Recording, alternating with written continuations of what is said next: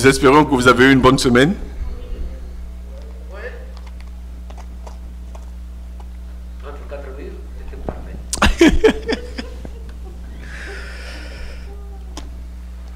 Aujourd'hui, nous allons poursuivre avec la dernière série de 3 des 9 aspects qui caractérisent le fruit de l'esprit.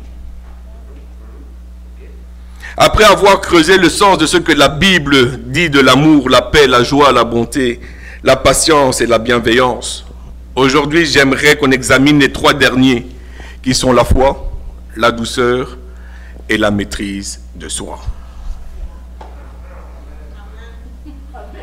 Et il y a des gens qui parlent par expérience, et ou alors il y a des gens qui vivent cette expérience-là.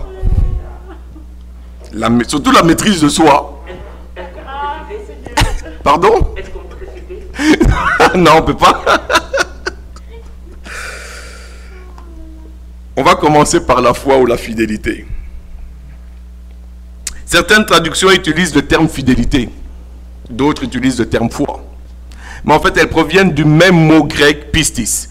Je ne vais pas rentrer dans la racine du mot et tout ça, mais pistis, dans le grec, c'est foi et fidélité.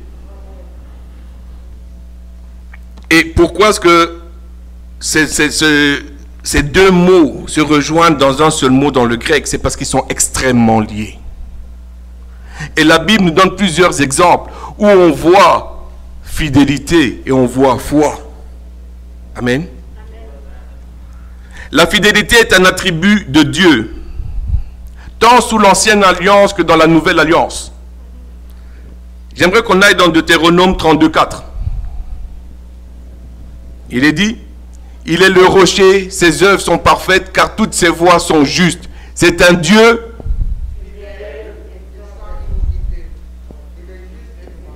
C'est un Dieu fidèle. J'aimerais qu'on aille dans 2 Timothée 2:13. Si nous sommes infidèles, il demeure car on voit la fidélité de Dieu. Mais c'est un attribut aussi qui est donné à notre Seigneur Jésus-Christ. Et pour ça, j'aimerais qu'on aille dans Hébreux 2:17.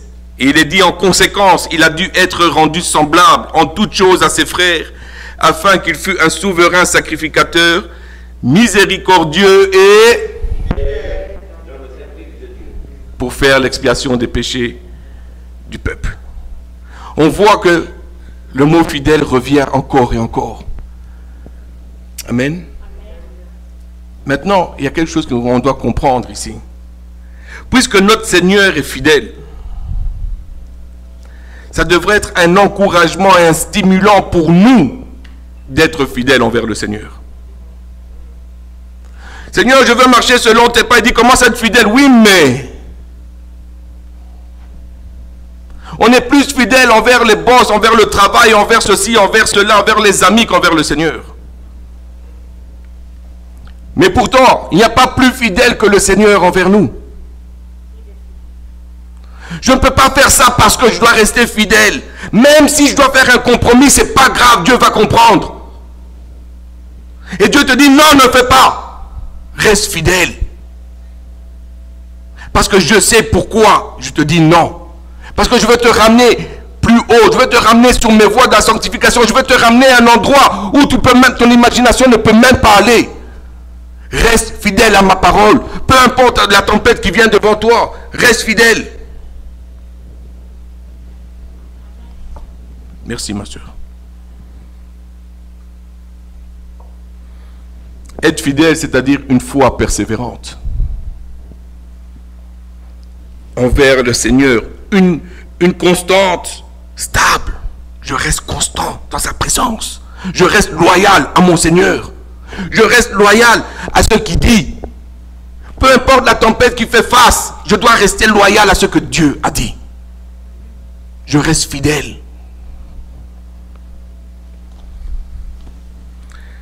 Dans Jean 17, versets 6 à 19, on ne va pas le lire. Dans sa prière sacerdotale, Jésus prie pour la fidélité de ses disciples. Nous sommes ses disciples. Et Jésus-Christ a prié Et le Père a exaucé la prière de notre Seigneur. Alors qu'est-ce qui nous empêche d'être fidèles? Quelle excuse on aura devant le Père et dire, j'ai pas été fidèle parce que, il dit, mon fils a prié, j'ai exaucé. À toi d'obéir. À toi de rester constant. À toi de rester loyal. Amen. Vous me suivez? Oui, le chrétien qui est uni à Christ par la foi, qu'est-ce qu'il va faire? Il va demeurer dans le Seigneur.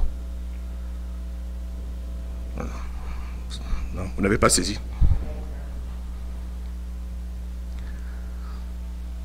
Le chrétien qui est uni. Oui, tu peux venir, s'il te plaît.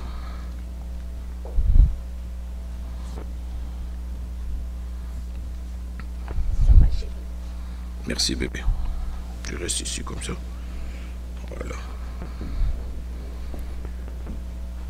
Je parle du chrétien qui est uni. Pas uni de la bouche, mais qui est loin du Seigneur. Parce que la parole nous dit, vos lèvres m'honorent, mais votre cœur est loin de moi. Mais celui qui est uni à Christ, et que là où le Seigneur le conduit, il part. Qu'il puisse être l'extension de la main du Père. Il demeure dans sa présence. Quand le Seigneur s'assit, il s'assit. Quand le Seigneur se lève, il se lève. Quand le Seigneur fait un pas, il fait le pas. Il reste il demeure avec le Père. Merci, Bible.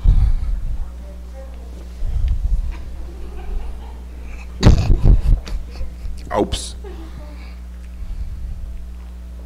David a dit, Seigneur, j'ai caché ta parole dans mon cœur afin de ne pas pécher contre toi. Est-ce que nous aussi on peut demeurer dans la parole? Est-ce qu'on peut rester accroché à la parole? Oui, je lis, je ne comprends pas, mais oh, Père, tu vas m'ouvrir mon esprit. Je ne saisis pas, mais je ne dois pas saisir avec mon intelligence. Laisse-moi d'abord saisir avec mon esprit parce que tu me parles en esprit, Père. Je me dispose, Seigneur, à recevoir ton instruction. Seigneur, ce que je lis, je ne comprends pas, révèle, car ta parole est vérité. Amen. Amen. Le Seigneur va révéler. Je vous garantis que le Seigneur va révéler. Que personne vienne mentir et dire comme ça, que moi, dès que j'ai ouvert la parole, j'ai tout compris. On est tous passés par des moments blancs. On n'a rien compris. Mais tu te mets à genoux. Tu dis, Père, je ne comprends rien, mais tu parles-moi, je ne comprends pas. Et le Seigneur va révéler. Parce qu'il dit, il révèle les choses cachées. Amen. Vous voyez, sans être du monde, nous sommes dans le monde. Mais il y a quelque chose qu'on manque. On reconnaît la mission que le Seigneur nous a donnée.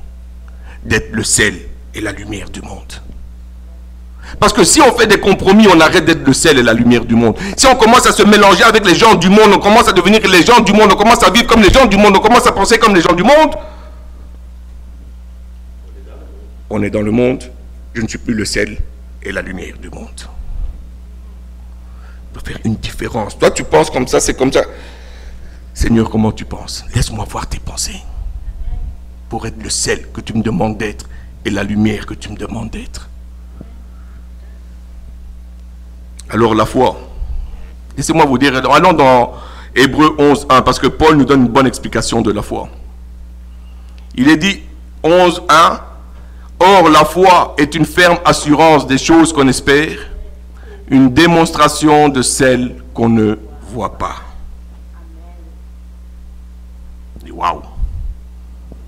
La foi est une ferme assurance des choses qu'on espère, une démonstration de celles qu'on ne voit pas. La foi, c'est cette certitude que le Seigneur va agir. Peu importe comment, peu importe quand, il va agir. L'exemple que j'aime bien donner, c'est quand tu es à l'arrêt de l'autobus. Autobus 37, c'est bien écrit autobus 37, c'est le seul qui passe.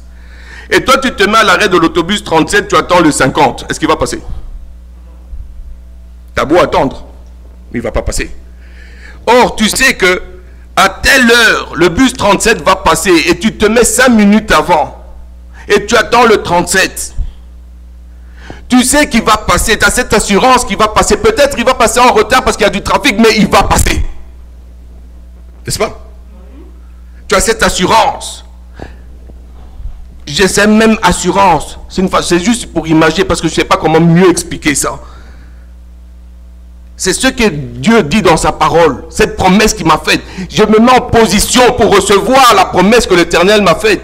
Et je dis, peu importe quand, comment, je sais qu'il va arriver, qu'il va remplir sa promesse. J'ai cette assurance parce que je me suis positionné, je suis à l'arrêt où je dois être pour recevoir la promesse que Dieu m'a donnée.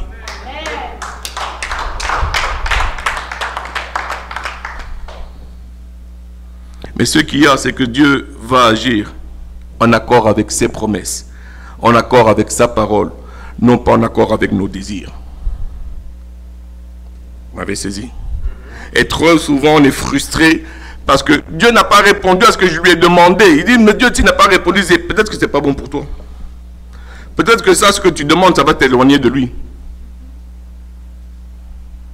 Dieu dit non. Je veux répondre à mes promesses et à ma parole. Au temps convenu, mets-toi en position pour recevoir ce que je t'ai promis. La foi n'est pas le fait de nier une situation, une douleur émotionnelle ou une souffrance ou une douleur, comment est-ce que je peux dire ça, sentimentale. Mais c'est être en mesure de pouvoir reconnaître et de pouvoir déposer au pied de la croix. Trop souvent, les gens passent par des problèmes, par des difficultés, ou nous passons par des problèmes, des difficultés. Comment ça va? Ça va, par la foi. Non. Je pense parce qu'en faisant ça, on pense qu'on va être spirituel. Combien de fois Jésus est venu à demander à la personne, il dit, que veux-tu que je fasse pour toi? Il fallait que la personne reconnaisse qu'il était malade, qu'il avait besoin de guérison. Est-ce que c'est un manque de foi? Non, bien au contraire, il est parti vers celui qui lui donne cette foi. Avec cette foi, il vient devant le Seigneur et vient et lui dit, guéris-moi, j'ai besoin de guérison. Alors arrêtons de jouer au spirituel et soyons honnêtes avec le Père. Seigneur, j'ai mal, aide-moi. Je dépose ce fardeau au pied de la croix, aide-moi. Fils de David, aie pitié de moi. Et le Seigneur va agir. Reconnaissons que nous avons besoin. Amen. La foi est l'attitude par laquelle nous abandonnons toute confiance en nos propres efforts pour obtenir le salut.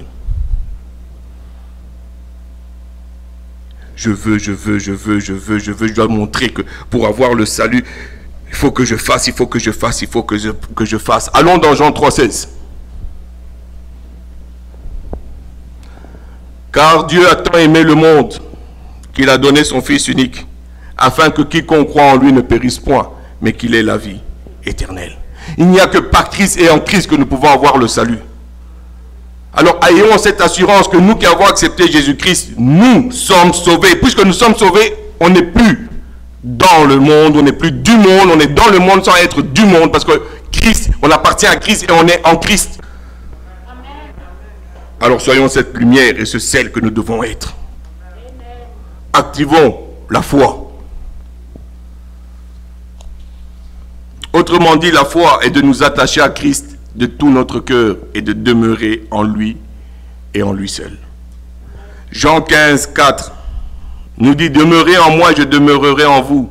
Comme le sarment ne peut de lui-même porter du fruit s'il ne demeure attaché au cep. Ainsi vous ne le pouvez non plus si vous ne demeurez en moi. La foi, c'est cette ferme conviction qui produit une entière reconnaissance de la vérité de Dieu. Tout ce qui est écrit dans le livre saint, dans la parole de Dieu, tout, j'y crois. Tout ce qui est écrit, je crois. Moïse a séparé les eaux, je crois. Élie a été nourri par les corbeaux, je crois. Jésus a marché sur l'eau, je crois. Jésus me dit, la parole, Paul nous vient et nous dit comme ça que les ivrognes et tout le reste n'hériteront pas du royaume des cieux, je crois. Pas parce que ça me plaît que je veux croire, que quand ça ne me plaît pas, je ne crois pas. Je commence à sélectionner la Bible pour dire, ah, cette parole me parle. Parce que ce sont des bénédictions. Dieu m'a dit, c'est vraiment des bonnes choses. Mais si la personne vient et te dit comme ça, repens-toi, sinon tu vas en enfer, le chemin que tu as pris est mauvais. Il me juge.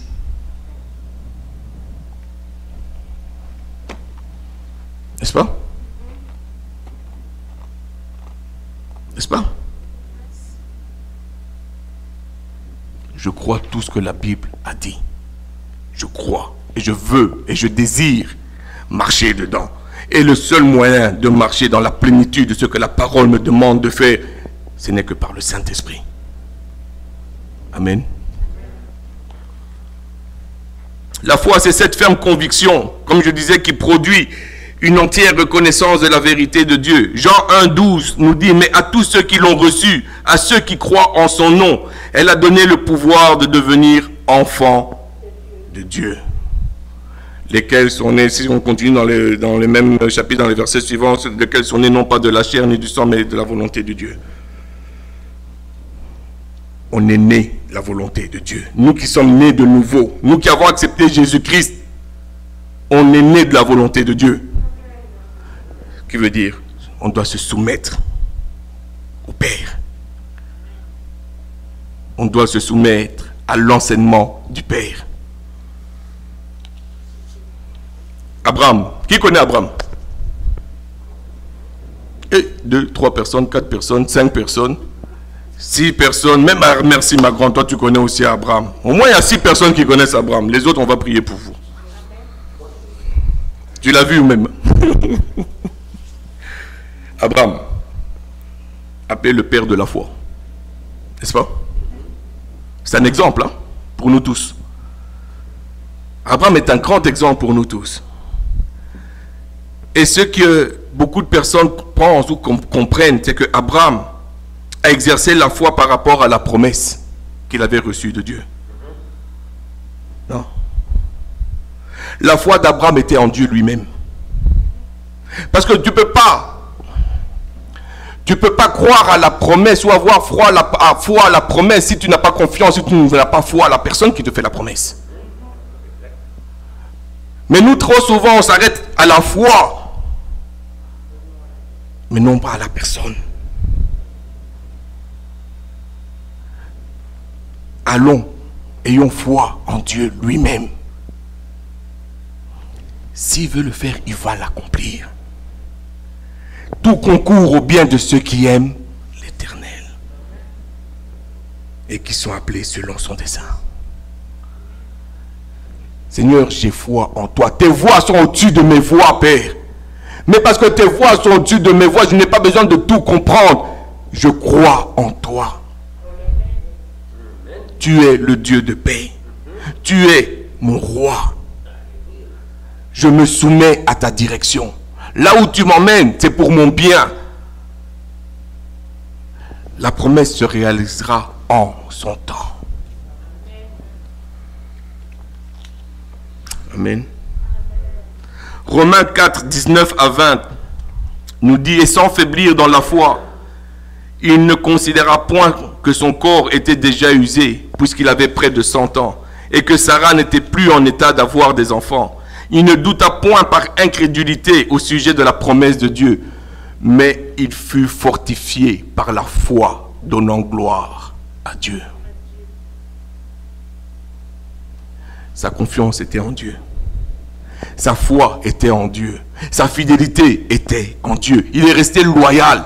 Même si tout montrait que c'était quelque chose d'impossible, que la promesse nous tardait à venir. Tu es Dieu. Tu es Jéhovah. Et en toi, je m'appuie. En toi, je mets ma foi. En toi, je mets ma fidélité. En toi, je mets mon espérance. Parce que tu es le Dieu de l'impossible. Tu es le Dieu qui change les situations. C'est par la foi que nous plaisons à Dieu. Hébreux 11:6 nous dit, or sans la foi, il est impossible de lui être agréable. Car il faut que celui qui s'approche de Dieu croit que Dieu existe et qu'il est le rémunérateur de ceux qui le cherchent. Toute notre relation avec le Seigneur est basée sur la foi. C'est pour cela qu'il est très important de laisser le Saint-Esprit produire cet aspect du fruit dans notre vie. La foi ferme vient d'une relation étroite avec le Saint-Esprit. Alors qu'en est-il de la douceur? Le huitième aspect du fruit. Ici, je ne parle pas d'une douceur qu'on le connaît ou une douceur comme Anna. Alors, toute douce. Je ne parle pas de cette douceur-là. Mais je parle du fruit de l'esprit et ce genre de douceur de nos jours, où cet aspect du fruit de l'esprit et ce genre de douceur de nos jours est vu comme une faiblesse. Qui aime être vu faible devant ses pairs? Personne. Faites fort. Faites fort. Je connais quelqu'un, il mange. Il se connaît lui-même.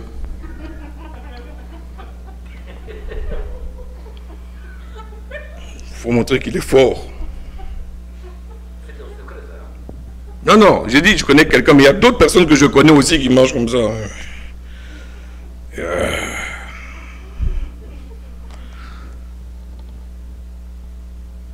Allons dans Philippiens 4:5. J'aimerais que vous puissiez lire ce qui est écrit.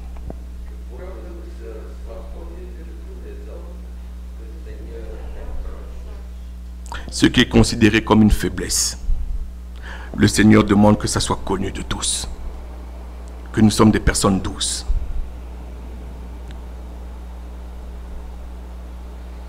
Plusieurs vont jouer au fort. On a la pression de la vie qui nous empêche, ou on tombe dedans et nous empêche d'être doux, parce qu'il faut être fort. Quand tu vas dans le business, il faut être fort, il faut être dur, si tu veux progresser.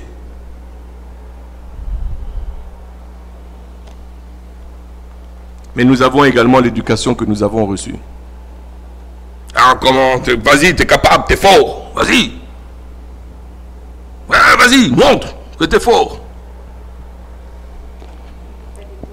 Fais de toi un homme. Mais c'est quoi? Mais enfin, les garçons ne pleurent pas.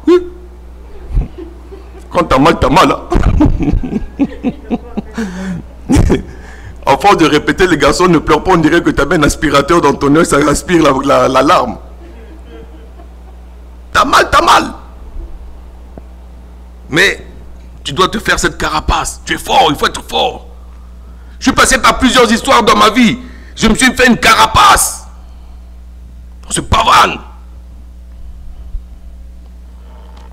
On est en train d'éteindre cet aspect du fruit de l'esprit. Je suis doux juste avec les gens que j'aime et qui m'aiment. Si tu m'aimes, moi je t'aime, ma carapace commence à sortir. Je ne peux pas être doux avec toi.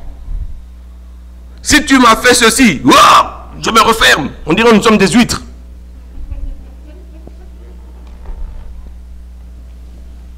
C'est vrai. Et on est en train d'arrêter le fruit, ou cet aspect du fruit de l'esprit, pour sortir et toucher les autres.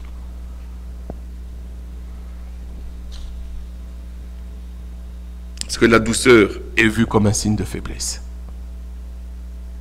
Elle est perçue comme ça, dans notre monde. Allons dans 1 Pierre, chapitre 3, verset 4. Mais la parure intérieure est cachée dans le cœur, la pureté incorruptible d'un esprit doux et paisible, qui est d'un grand prix devant Dieu.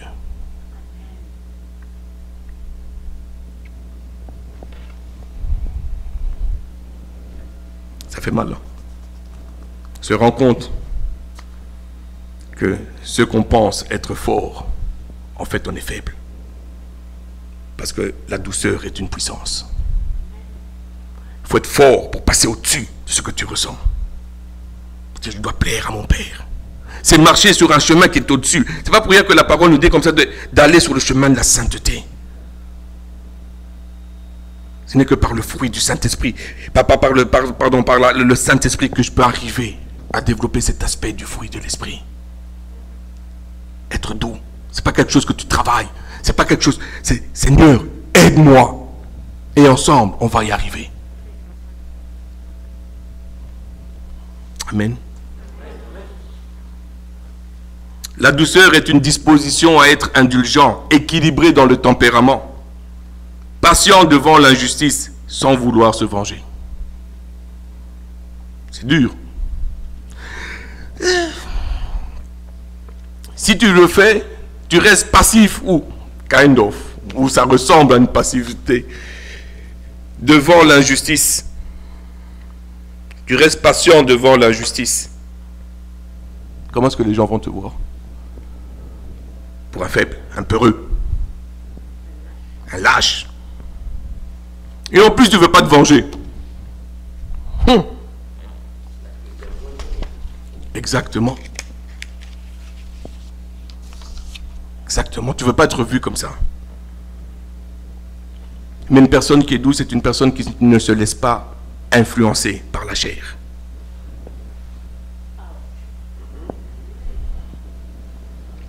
La chair ressent tout ça. Elle dit non. Moi, je suis au-dessus de toi. Tu ne vas pas réussir à m'influencer parce que le seul qui m'influence, c'est mon Seigneur Jésus-Christ. Le seul que je veux suivre, ce n'est pas ce que ma chair ressent, ce n'est pas ce que mes émotions me guident, mais c'est ce que mon Père me dit de faire.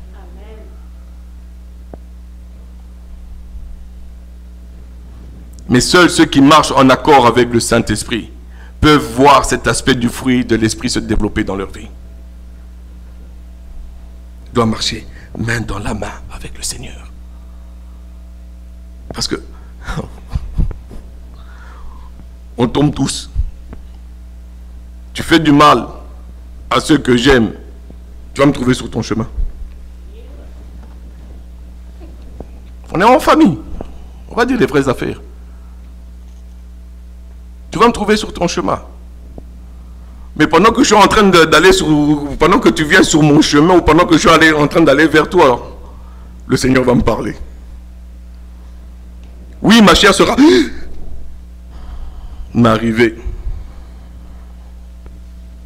Tu vas toujours entendre la voix du Seigneur te parler. Est-ce que tu vas prêter oreille? Ou bien tu vas vouloir te venger? Tu vas vouloir remettre mal pour mal? Ou tu vas essayer d'arranger? Aller pour la paix. Si après ça, les gens ne veulent pas la paix, c'est entre eux et Dieu. Moi, j'ai fait ce que je devais faire.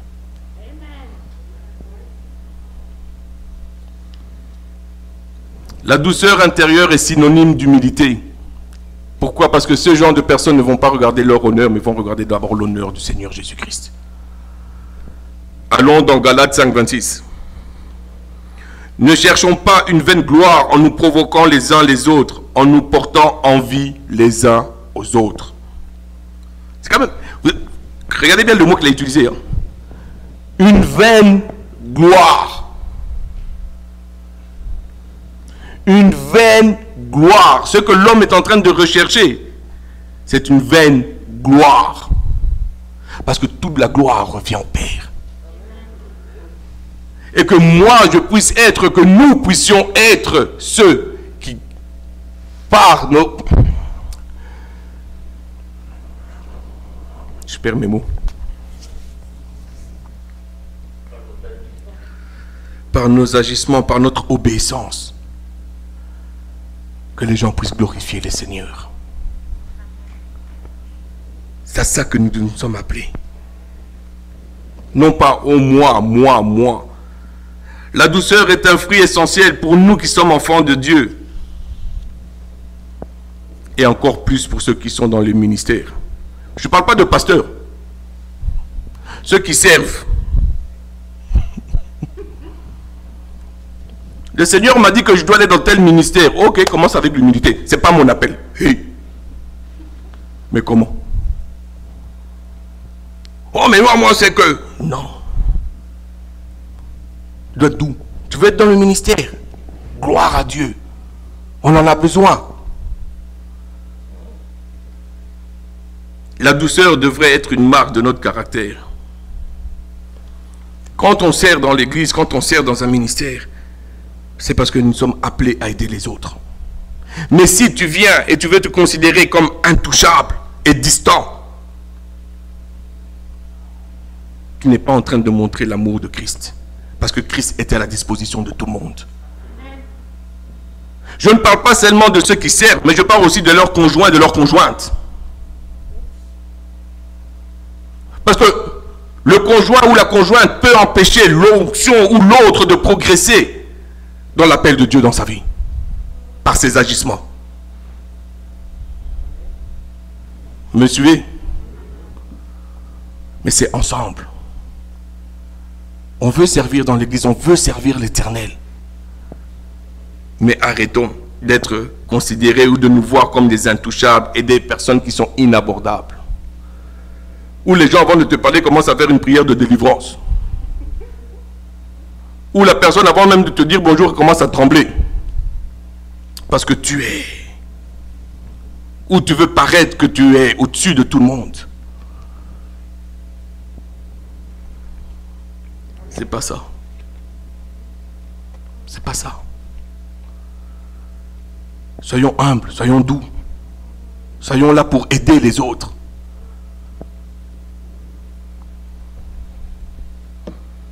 Celui qui a de la douceur voudra occuper la place la plus humble. Si aujourd'hui je viens, je dis, dans le ministère, dans l'église, on a besoin des anciens ou d'un ancien. Je suis sûr que j'aurai une liste. Et de l'autre côté, on a besoin d'une personne pour nettoyer les toilettes. Qui va se proposer? Parce que il y a des gens quand même aussi, exactement, il y a des compagnies de nettoyage. Si l'église, tout le monde cotise un peu, on pourra payer. N'est-ce pas? Attends, allez nettoyer. Non. Et puis, non, quand même. En plus. Notre Seigneur Jésus-Christ, qu'est-ce qu'il a fait? Il a lavé les pieds de ses disciples. Le roi de l'univers a lavé les pieds de ses disciples. Qui sommes-nous pour ne pas le faire? Sommes-nous supérieurs à Christ?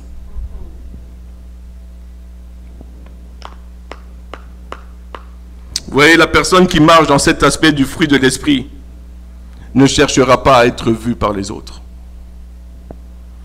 Car son but est de plaire au Seigneur Jésus-Christ avant toute chose. Son but est de faire comme Jésus. Son désir est de laisser le Saint-Esprit le guider comme il le veut, comme il le désire. Peu importe où tu m'envoies, je veux le faire tant et aussi longtemps que je te sers, Père. C'est un privilège, un honneur que tu me donnes. Frères et sœurs, nous sommes dépendants de la grâce de Dieu et nous devons agir avec modestie et humilité dans tout ce que nous entreprenons. Sachant que tout vient de Dieu et de lui seul. Enfin, le dernier aspect, non le moindre, celui que nous aimons tous, la maîtrise de soi. Exactement. C'est l'aspect avec lequel nous avons tous des problèmes. Je sais qu'il y a des grands spirituels parmi nous. Où ils vont dire, on réussit quand même de temps en temps. Mais on réussit de temps en temps, c'est parce que c'est nous-mêmes qui avons mis les limites. Si je te fais 2-3 fois la même chose, tu vas calmer ça. La 4e fois, tu vas dire, ouais, ça suffit. J'ai supporté. T'as de la chance, je suis chrétien. Ou comme dirait une personne, je veux faire l'imposition des mains. On met notre limite dans la maîtrise. Mais j'ai fouillé, j'ai cherché, et j'ai refouillé, j'ai recherché. Nulle part dans la Bible est écrit de mettre une limite dans la maîtrise de soi. Nulle part.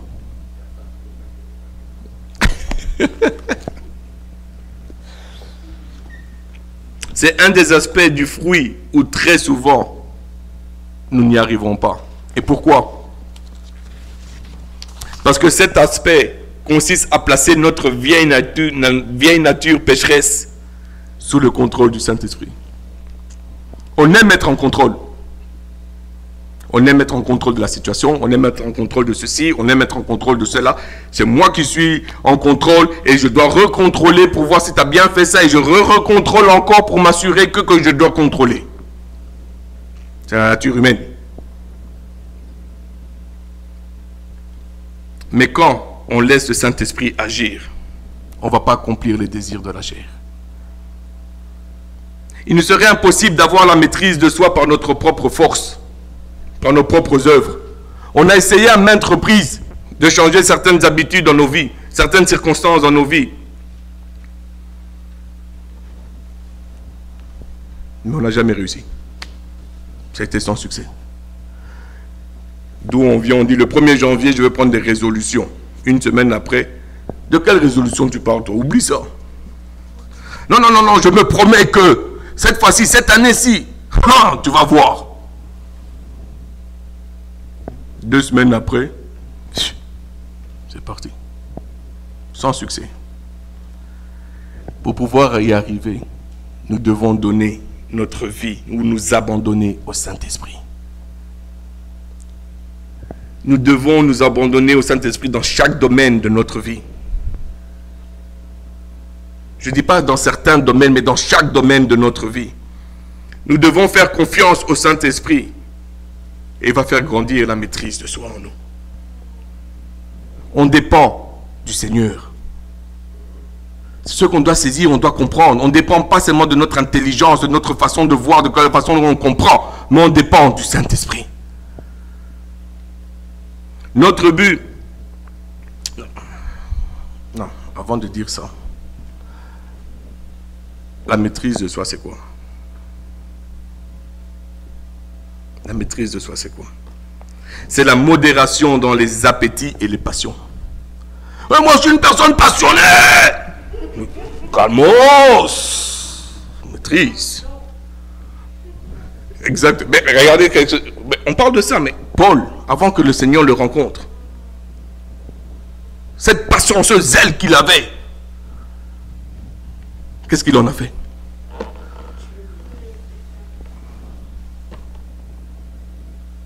Ah, je suis passionné. Ok, c'est bien. Et puis? Est-ce que tu as pris cette passion, tu l'as mise sous le Saint-Esprit? Est-ce que ce zèle que tu as élève le Seigneur Jésus-Christ? Ou bien c'est plus pour ta chair? Amen. La maîtrise de soi, c'est une vertu qui modère les désirs. C'est un contrôle ou une domination de soi. C'est l'abstention des désirs charnels. Je résiste. Oui, je sais que non, ça ne vaut pas la peine. Je dois marcher plus haut. Tout est là pour m'énerver. Et j'ai tellement envie de m'énerver que si tu me dis même bonjour, ça va mal sortir. Je boue, t'as pas l'idée. Mais je dois maîtriser. Et par le Saint-Esprit, je me maîtrise. Sinon, ça ne va pas, ça ne vaut pas la peine. Dieu est en contrôle de toutes choses. Ma paix est en Dieu. Non pas ce que je vois, non pas en accord avec ma chair. Je prends et je décide d'aller et de laisser cet aspect du fruit de l'esprit se manifester dans ma vie. Notre but doit être de toujours rechercher le fruit de l'esprit. Nous rappelons que c'est le Saint-Esprit qui est responsable de sa croissance. Ce n'est pas nous. C'est le Saint-Esprit qui fait grandir les aspects du fruit dans nos vies. Amen. J'aimerais qu'on aille dans 1 Timothée 6, versets 10 à 11. Car l'amour de l'argent est une racine de tous les maux, et quelques-uns, en étant possédés, se sont égarés loin de la foi, et se sont jetés eux-mêmes dans bien des tourments. Pour toi, homme de Dieu, fuis ces choses, et recherche la justice, la piété, la foi, la charité, la patience, la douceur. On est tous attirés par toutes ces histoires-là. Mais qu'est-ce qui vaut plus que ça? C'est la présence du Seigneur dans nos vies. La maîtrise de soi signifie littéralement se retenir. Notre vie doit être disciplinée. C'est pour ça qu'on nous sommes appelés des disciples. On doit réussir à dominer nos passions. Frères et sœurs, on doit réussir à dominer nos passions. On doit réussir à dominer nos humeurs. Vous me dites oui, vous dominez vos humeurs. Parce que je domine mon humeur. Là, il vient de confirmer, il dit oui. Amen. Merci mon frère.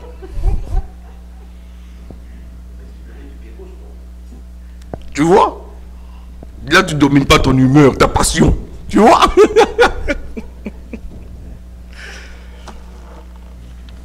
On rigole, mais c'est sérieux. La maîtrise de soi est possible avec le Seigneur quand nous le laissons agir dans nos vies. La maîtrise de soi est possible quand nous invitons le Seigneur dans la situation et quand nous lui laissons toute la latitude pour agir. Il nous mènera sur la voie du Seigneur et marcher comme Jésus a marché, afin qu'il puisse se glorifier à travers la situation. Dans le verset 23 du chapitre que nous avons vu de Galates, après avoir dit tous les aspects du fruit de l'esprit, Paul nous dit quelque chose de très important. Il nous dit, la loi n'est pas contre toutes ces choses. La loi n'est pas contre toutes ces choses. Pourquoi? Parce que ce sont des aspects qui plaisent au Seigneur, qui bénéficient les autres, parce qu'ils reçoivent et nous font du bien à nous. La maîtrise de soi te fait du bien. Parce que tu te rends compte que tu n'es pas tombé, que tu as résisté. Tu n'es pas tombé dans ta chair, mais tu as marché selon l'esprit. La douceur, les gens sont attirés vers toi. Ils vont venir, ils vont se confier à toi. Ils vont avoir l'esprit ouvert pour recevoir l'enseignement que tu as pour eux, que le Seigneur a préparé pour eux. L'amour, ils vont savoir qu'avec toi, c'est correct. La bienveillance, tu vas les pardonner. Tous ces aspects-là doivent être développés dans notre vie. C'est pas si tu peux venir, s'il te plaît, parce qu'on arrive à la fin de du service. Bien-aimés, en tant qu'enfants de Dieu, nous sommes appelés à porter, à avoir le fruit de l'esprit dans nos vies. Le Seigneur Jésus a dit dans Matthieu 7,16, vous les reconnaîtrez à leurs fruits. Cueille-t-on des raisins sur des épines ou des figues sur des chardons? Et Matthieu 7,20 nous dit, c'est donc à leurs fruits que vous les reconnaîtrez. Cherchons à être ce genre de personnes que par le fruit du Saint-Esprit dans nos vies, les gens sauront que nous sommes enfants du Dieu très haut. Les gens sauront que nous sommes conduits par le Saint-Esprit. Que nous puissions nous soumettre au Saint-Esprit afin que le fruit du Saint-Esprit soit développé dans nos vies. Cherchons à avoir le caractère de Christ en nous afin d'être les témoins que le Seigneur nous demande d'être. On veut tous servir le Seigneur, mais on a besoin de son aide pour pouvoir le faire. Quand on va être les témoins que le Seigneur nous demande d'être, les gens du monde viendront à Christ. Les gens ont entendu parler, maintenant ils veulent voir. Ils ont entendu parler de la grandeur de Dieu. Ils ont entendu parler que Christ est mort à la croix pour eux. Ils ont entendu parler. Mais aujourd'hui, les gens veulent voir le fruit dans nos vies. Est-ce que réellement ils peuvent voir le fruit dans ta vie, dans ma vie? Les gens que vous connaissez, vos amis, est-ce qu'ils peuvent voir, vos membres de famille, est-ce qu'ils peuvent voir le fruit dans vos vies, dans ma vie? Ou bien on se laisse influencer par eux? On commence à agir comme eux. On devient même pire qu'eux.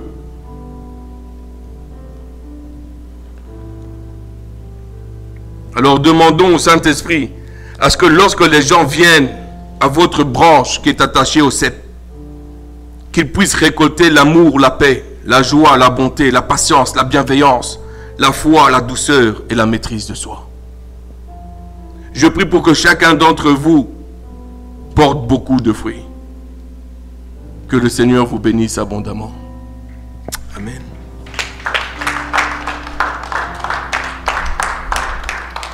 Alléluia. Alléluia. Éternel Dieu Tout-Puissant, Seigneur, on te remet, Seigneur. Non seulement cette journée, mais toute la semaine, Papa. Seigneur, que toute notre vie, Seigneur, nous puissions rechercher, Seigneur, les aspects du fruit de l'Esprit. Seigneur, que nous puissions nous soumettre, Seigneur, à la direction du Saint-Esprit. Seigneur, que là où nous sommes faibles, Seigneur, que tu puisses venir et nous renforcer, l'Éternel des armées. Que tu puisses nous guider, ô Père, afin que les aspects du fruit de l'Esprit, Seigneur, puissent être manifestés dans nos vies. Ô Éternel Dieu Tout-Puissant, Seigneur, je remets, Seigneur, tes enfants entre tes mains, Papa. Seigneur, je prie, Seigneur, que tu puisses continuer, Seigneur, le travail que tu as fait en eux. Seigneur, que tu continues de les guider, ô Éternel Dieu des armées. Et que, Seigneur, dans leur vie, Seigneur, que le fruit de l'Esprit puisse être manifeste. Afin, Seigneur, qu'on puisse être les témoins que tu nous demandes d'être. Seigneur, viens, Éternel, dans ma vie, Éternel des armées, que le fruit de l'Esprit, Seigneur, puisse être manifeste dans ma vie, ô Éternel des armées. Et Seigneur, que de nos bouches sortent, Seigneur, des paroles de bénédiction, Papa. Seigneur, je bénis tes enfants maintenant dans le nom puissant de Jésus. Amen. Alors nous vous remercions infiniment de votre support semaine après semaine et nous prions que le Seigneur vous bénisse abondamment, que sa faveur demeure sur vous, que ses anges campent autour de vous et on se revoit très bientôt. Que le Seigneur vous bénisse et passez une agréable semaine. Au revoir.